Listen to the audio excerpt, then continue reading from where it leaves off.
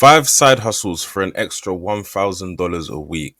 So, first of all, we want to get into what is a side hustle. Well, a side hustle is something which is bringing additional income from your main source of income. So, for example, if you have a main job which you use that job for your direct debits, for your expenses, for your bills, a side business would be anything on top of that. So, anything which comes in your income column on top of that.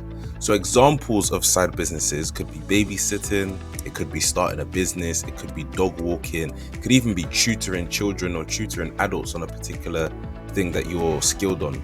So anything which is an additional source of income on top of your main source of income that you're dependent on would be classed as a side business, a side hustle, or an additional source of income. However you want to say it, there's many different ways of saying it.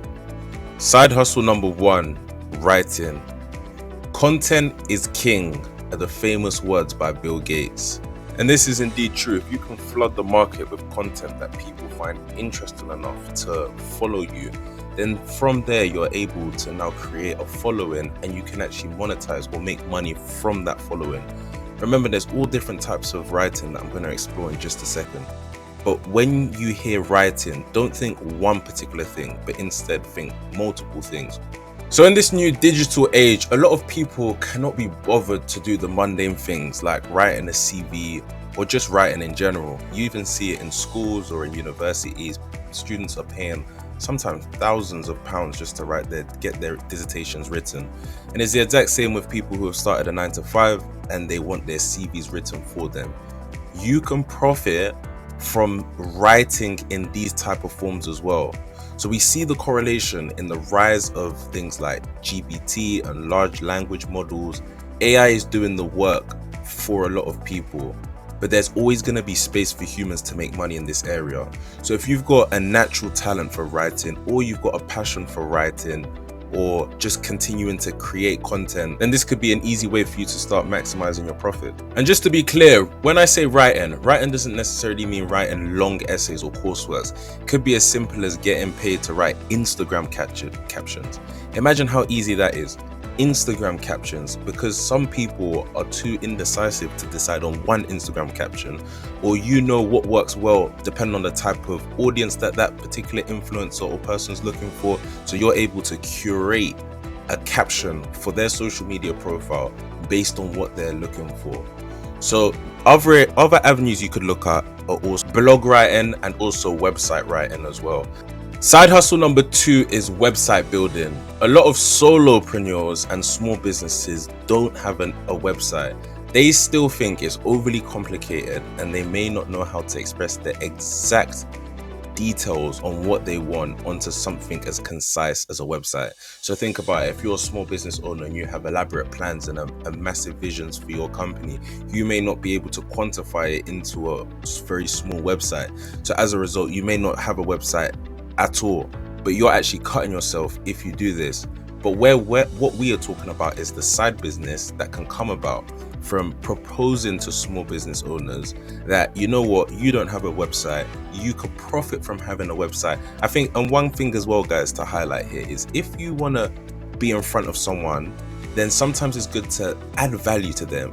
Tell them why it will be profitable to build a website. Tell them the cost implications. Tell them the revenue that they'll be able to get, the increase in revenue that they'll be able to get through having a website built for them. So it's very important to also show them where the value is that you're going to be adding, not just what you're doing, but also the value as well. Now, in regards to the technical entry to this, with the help of AI and freelancing websites, you can use the requirements that you've been given and plug them into an AI generating tool, or go back and forth with an actual website builder who can build the website from scratch. So all you're doing is you're working almost as the middle person in this transaction, and you're detailing the requirements for the business owner, and then you're able to translate those requirements to the specific AI tool or the website building person who has those expertise, and then you're just relaying it back to the business owner and showing them where the value's been added. Additionally, you could use drag and drop websites like Wix or Squarespace to create a website yourself, and that way you're even able to maximize your profit even more, because you don't have to worry about outsourcing another party to complete the work.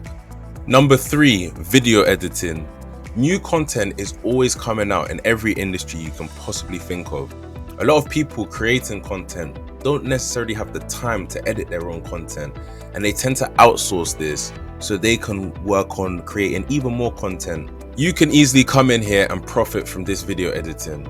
Video editing isn't going anywhere anytime soon, and there is always an increase in our phone usage, our social media usage, and you can just check the statistics. In fact, according to ZipRecruiter, as of March 2024, the average pay for a YouTube video editor in the United States was $31.60 an hour. Well, two things I want to say here. Number one, you can see that the rise in this job role has caused the hourly rate to rise. Simple supply and demand. The second thing I want to mention here is every time you go on YouTube or any type of social media platform and you see a very well edited video, the chances are that someone's always behind it. So we continuously glamorize about the person in front of the camera, and we sometimes forget about the person behind the camera who's really making a lot of money. Now, if you have a skill or if you have a passion for video editing, this is something you could just take up by yourself. You can literally just start with a very small video and gradually continue to work on that video until you feel confident enough to now reach out to content creators. Websites like Upwork and Fiverr can be extremely saturated, and it may be difficult to compete for prices. So what you can do, and what I've found very, very beneficial, is finding a creator who you feel needs better editing and offer to provide video editing by, I said it earlier guys, adding value by editing one of their videos for them for free, and say, listen, this is what I feel like your videos should be looking at, and then tell them why you feel like it is better. And this can be extremely time consuming. So if you don't get responses, don't be disheartened, but still use that to fuel your energy and your enthusiasm to continue video editing. To try and mitigate the risks, try and ensure that you've done as much research as possible to ensure that the creator that you're reaching out to doesn't have a video content editor, or they're on the verge of getting a video content editor, or you can see some type of signs that need obvious improvement. So even for the person who's creating the content, they'll say, yeah, I 100% agree with you. So try and look at little niches like that to help your response rates. Number 4 is being a community manager. If you have ever thought of starting a Telegram or a Discord group, or even if you've ever been in a Telegram or Discord group, you'll realize that there's certain people within the group that you sometimes think, doesn't this person ever sleep? Why are they always messaging or replying or doing some type of community event? Why are they always so active? So these people are actually, and their primary job is to boost interaction of members in the community. If you have an interest in this or the specific community that you want to get involved in, then you wouldn't see it as time consuming. But if this is something you don't have a passion or an interest in, then you may see this as being very time consuming. But the role looks like this. It looks like supporting the community through monitoring guidelines and posts, encouraging people, engaging in discussions, and sometimes even holding Q&A sessions. If there's a specific interest you have, chances are there's already a community for it, and you can get paid to talk about and have discussions you normally would do for free, but this time you're able to get paid from it. So why wouldn't you profit from that? This is an easy side income, side hustle that you can continue to explore. And the amount of time we already spend on our phones, why not spend that time doing something that's going to be generating us even more money?